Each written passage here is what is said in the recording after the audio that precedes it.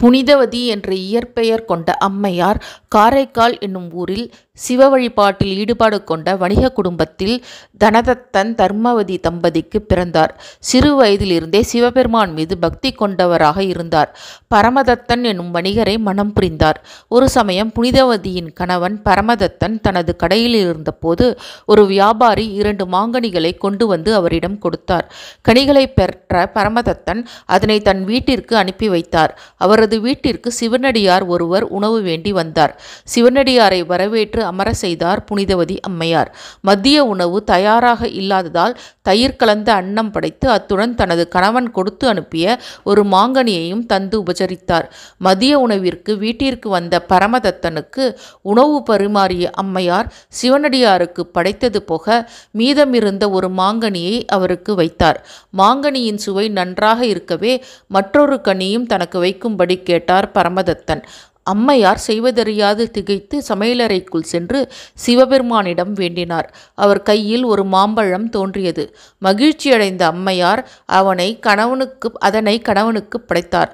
முதலில் வைத்த மாங்கனியை விட இக்கனி அதிக சுவையுடன் இருக்கவே பரமதத்தன் அதன் காரணம் கேட்டார். அம்மையார் நடந்ததை கூறினார். அக்காரணத்தை பரமதத்தன் நம்பவில்லை.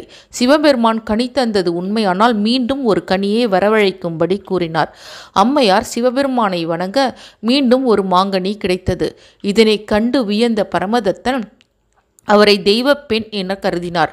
அவருடன் இல்லற வாழ்வில் இருக்க முடியாதென தான் அவரை விட்டு நீங்கிவிட வேண்டும் என முடிவெடுத்தார்.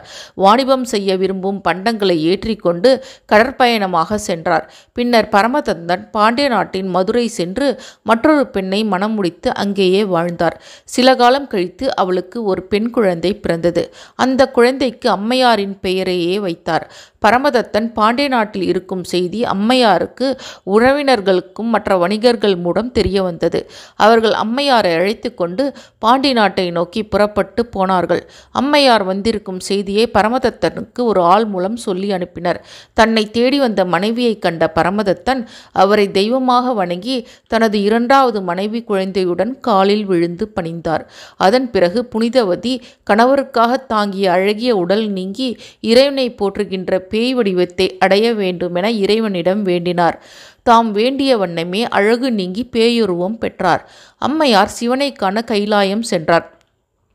கையிலை இறைவன் உறையும் இடம் என்பதால் அங்கு தரையில் கால் ஊன்றாமல் தலைகீழாக நடந்து சென்றார்.